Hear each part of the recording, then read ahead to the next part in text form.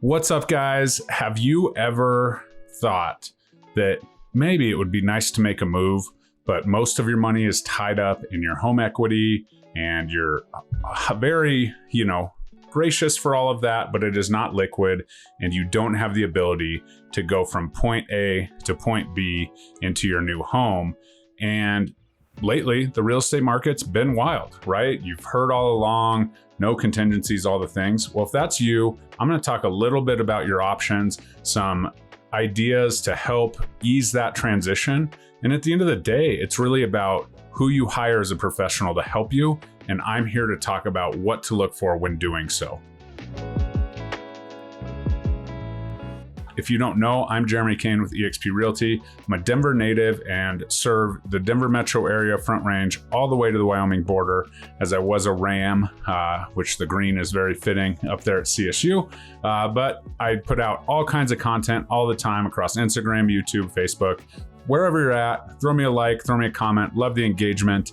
And if you or somebody you know is in this situation, reach out. There's a call link in most of the descriptions about booking a call. You can send me a DM and just chat about your situation. Because at the end of the day, it's very much a serious issue with this, moving, because a lot of people want to know where they're going before they put their home on the market and have that unknown. So we're going to dive into that. So first and foremost, I want to explain why we're in this situation. Currently, a lot of homeowners have so much equity. They were able to cash in big time on the appreciation. If you owned a home for the last 5 years, you've seen a pretty amazing appreciation. And if you go back further, you certainly have a decent amount of equity if you haven't continued to refinance and reset that and pull money out and do all of those things. So a lot of people have a lot of equity. But now, as people kind of get older, life happens, whatever happens, right? The people that are moving now are the people that really need to move. Because who really wants to throw away a 2 or 3 or 4 or 5% interest rate in lieu of, the 7s and the 8s that we're seeing? Granted, today specifically was a good day in the rate market, but that could all change tomorrow. And so it's a big deal, right? And downsizing, and the people that can downsize, that need to downsize, it makes sense to downsize, are the ones that have enough equity in order to purchase a new home with a very small mortgage with that high interest rate or even cash. And so that's what's created this kind of setup. Now, over the last 5 years, going contingent was a process. But I will tell you, in 2020, 2021, 22, 23, I closed homes or I've got buyers under contract with contingent offers. It was a little bit harder. You had to be creative. You had to really be ready to roll and be flexible, but it absolutely was possible. And I think that that's what's kind of lost. A lot of people don't fully think that it's possible.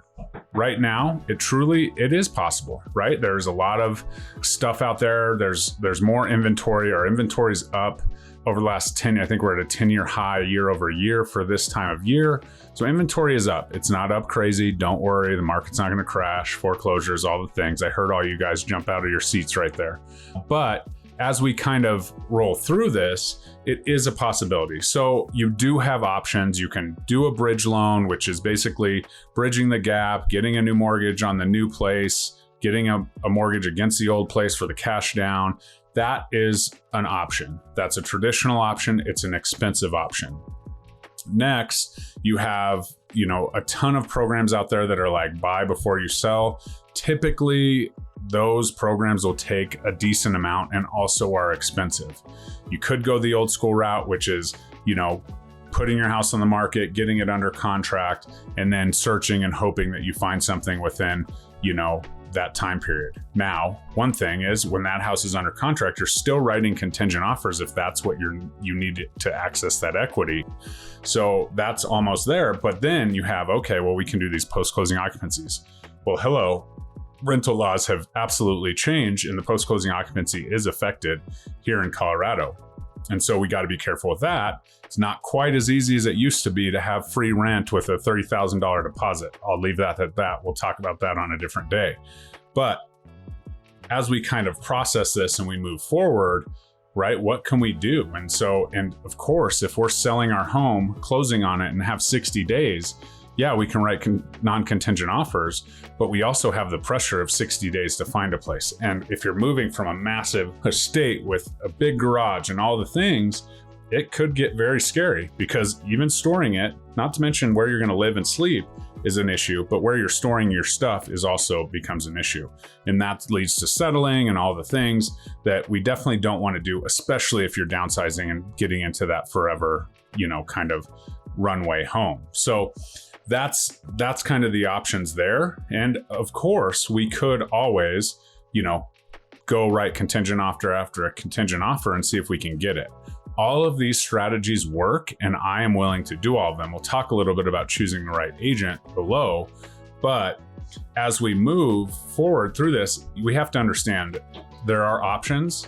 They are going to require some sort of, uncertainty to move forward, and that's hard when we're talking about our home, our shelter, our house. And so, as we kind of move forward, we want to make sure that we understand all of those financial tools, all of the options. Is there, private money loan? Is there a retirement account that we can borrow from and pay back? Is there cash that we can move forward? Do we qualify for, a loan? And, with the down payment of the cash that we do have, do we qualify for another loan? Right? When we're getting into older age and retirement and things like that, sometimes that's hard because our income has definitely, come down possibly or whatever. Who knows where we're at? Every situation is unique. And so we're going to talk about that and dive in. One thing about that process is it would require you to stay in that loan for 6 months. There's massive penalties for taking a traditional loan and making less than 6 payments on it.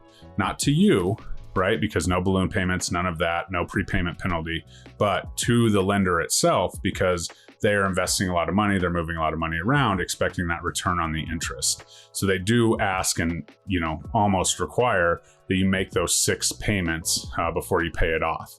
And they can't require it, but it's definitely an unspoken rule and what's said out there. So that's the biggest thing with that. But who wants to have a mortgage when you have enough cash that's sitting in the bank for 6 months, right? Because if you buy that and you have that home sold, then you could pay it off with the equity that you now made liquid. And so that's kind of where we're running into, and I'm seeing this a ton, right? I'm seeing what's going on.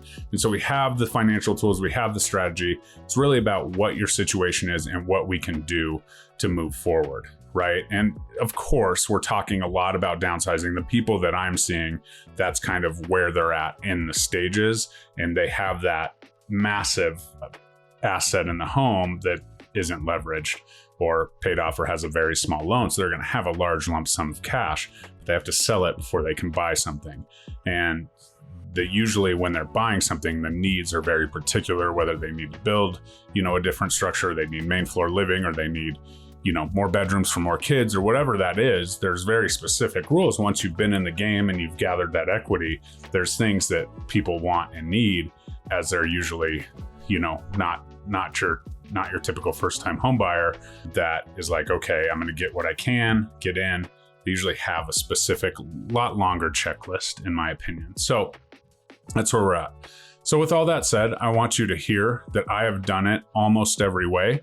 I don't think I've actually had anyone do an actual bridge loan because they are extremely expensive at that rate. You might as well get a traditional loan if you can and pay it for 6 months, no matter what the interest rate is based on those bridge loan products. So I've had people, find and locate and get under contract before they put their house in the market.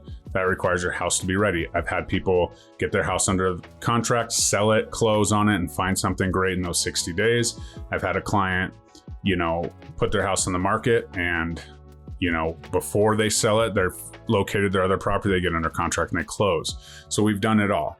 Now, I will say there are options. And if an agent says to you, we have to do it this way, that's just them being selfish and not wanting to work as hard as you want them to work. And you're getting paid good money for that. So you are paying good money for your agent to represent you how you want to be represented. Now, certainly there's frameworks and there's ideas and there's, the history of how this all works. But regardless of your situation, let's look at the market. Let's compare the market. Where are you moving? Where are you going? And that's absolutely the key. And so first things first, when I talk to someone who could possibly need financing, I'm going to connect them with a lender to make sure that we can pull. They're looking at all these options to make sure it works. And then we're going to make a game plan. We're going to move forward, right? If you say we have to find our dream home and be under contract before we list our house, then I'm going to say, okay, make sure your house is ready to list because I'm going to go find the dream home. And that's what you need in an agent, especially in these unique situations. Creative lending is absolutely a plus if somebody can understand the movement and the opportunities and has your best interest in mind, worth looking at your assets and where you can pull from. If you have a good lending partner as an agent, which I do, then you can use their creativity as well to build this plan. But it's all about a strategy. It's all about a plan. Then what we do is we get out, we look, we list the house, whatever we're doing, and then we kind of feel out the market and make sure that we're doing what we can.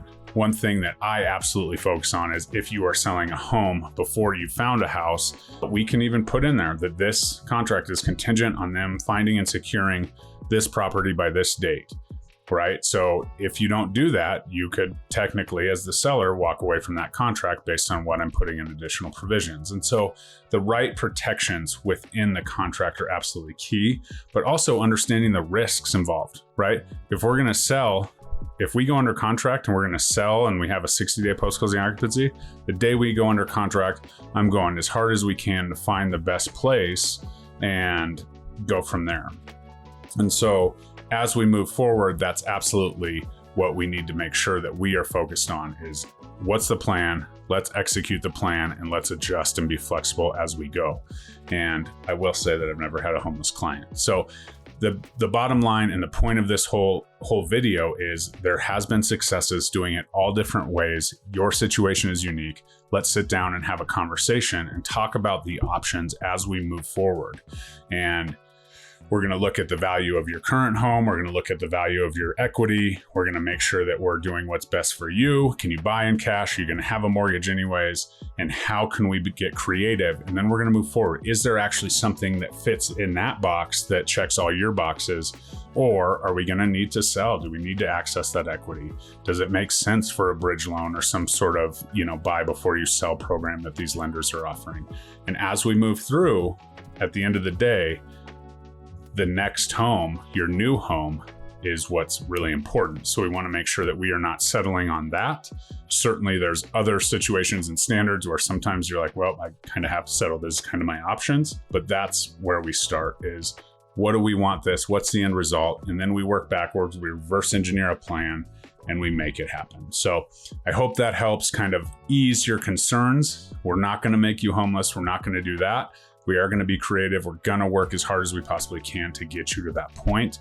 But it does take a lot of planning and education. And so all kinds of strategies, all kinds of relationships in my network that, understand my success and what I'm doing. And that's the key. And so I hope that helps. As always, like, comment, subscribe, and we'll see you next time on Why Invest Wednesday. Bye-bye.